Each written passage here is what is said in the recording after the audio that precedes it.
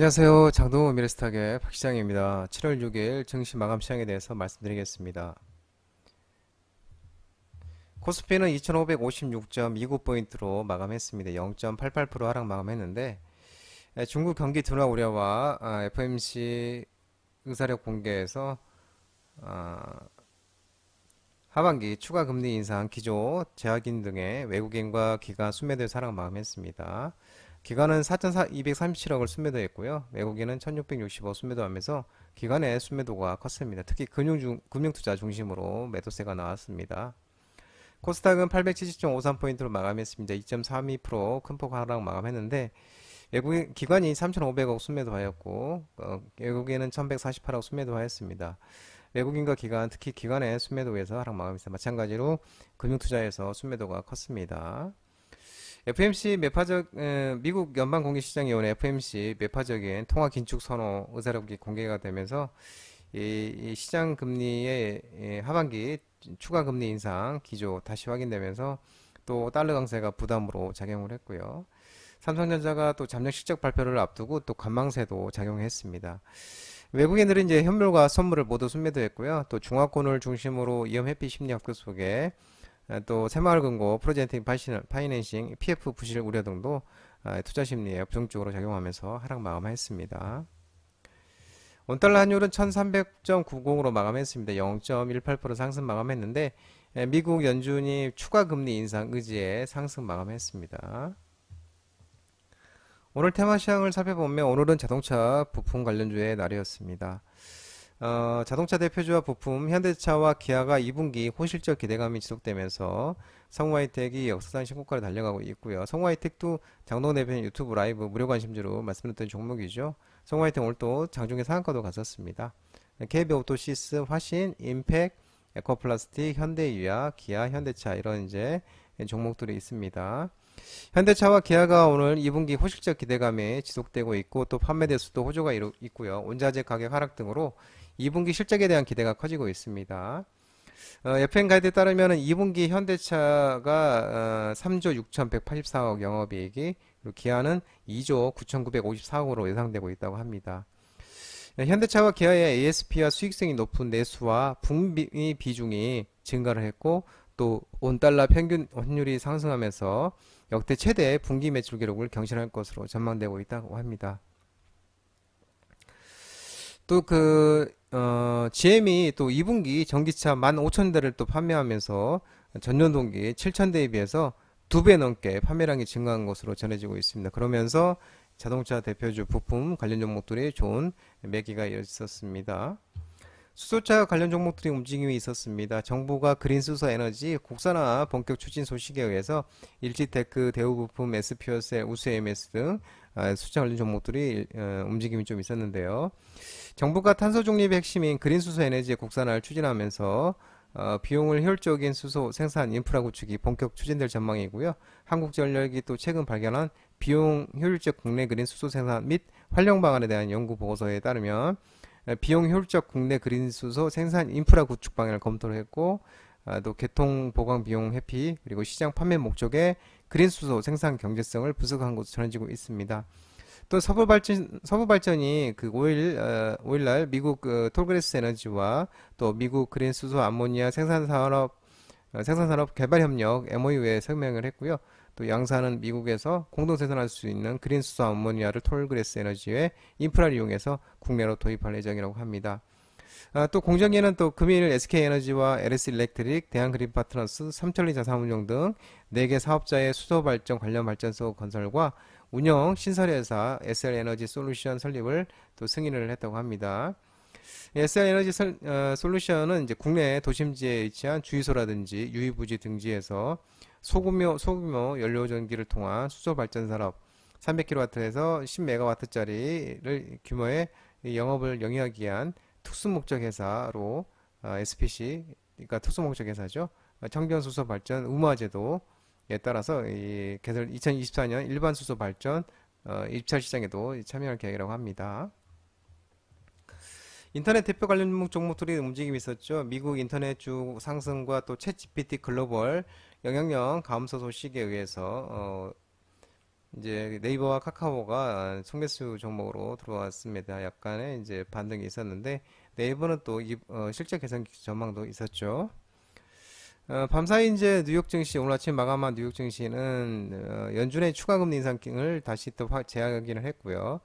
또 미중 갈등 우려 등의 하락세를 나타냈지만 이 메타라든지 알파벳 주요 인터넷 관련주는 상승세를 기록했습니다.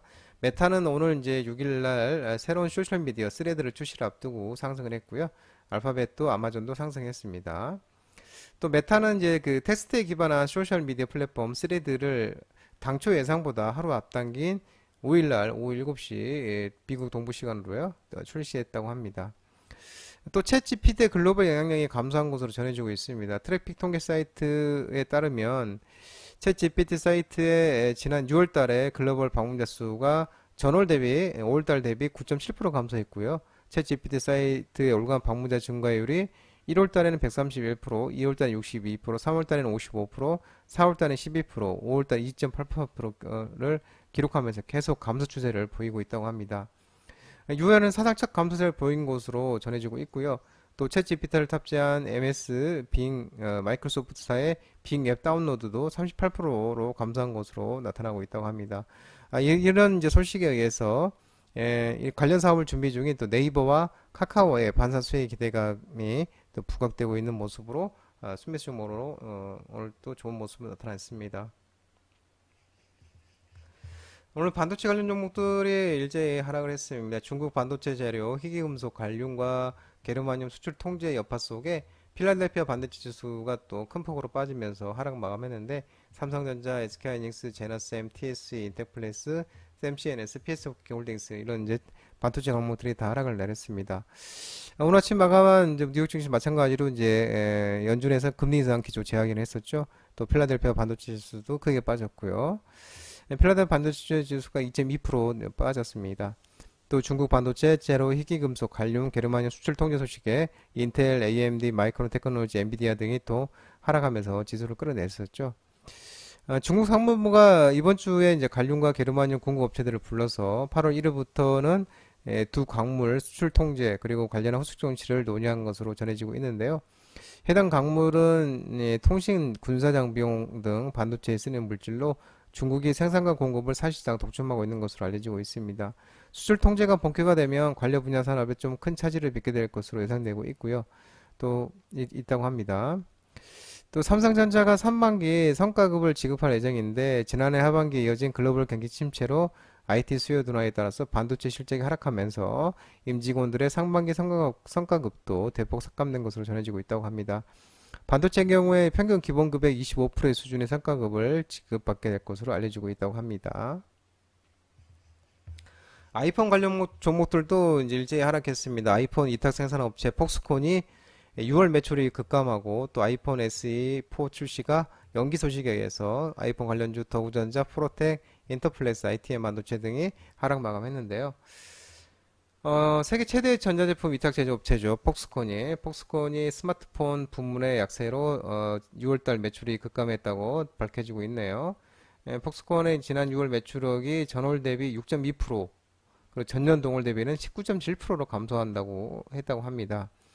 폭스콘은 이제 애플의 아이폰을 위탁 생산하고 있죠. 그러면 애플의 아이폰 판매 동향을 가늠해 볼 수 있는 있죠. 그러면서 또 이 소식에 이제 애플도 이제 주가가 하락을 했었죠. 또 애플의 보급형 스마트폰 아이폰 SE 차세대 모델에 내년에 출시되지 못할 것이라고 관측이 나오고 있습니다. 아이폰 SE4는 4세대 출시 연도가 원래 24년도에서 25년으로 1년 더 뒤로 미뤄진 것으로 전망이 되고 있는데요.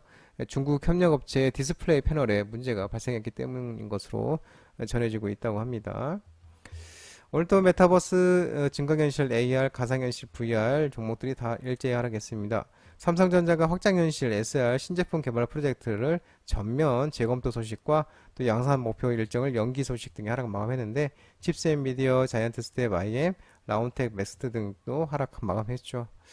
삼성전자가 확장현실 신제품 개발 프로젝트를 전면 재검토하고 양산 목표 일정을 잠정 연기한 것으로 알려지고 있다고 합니다.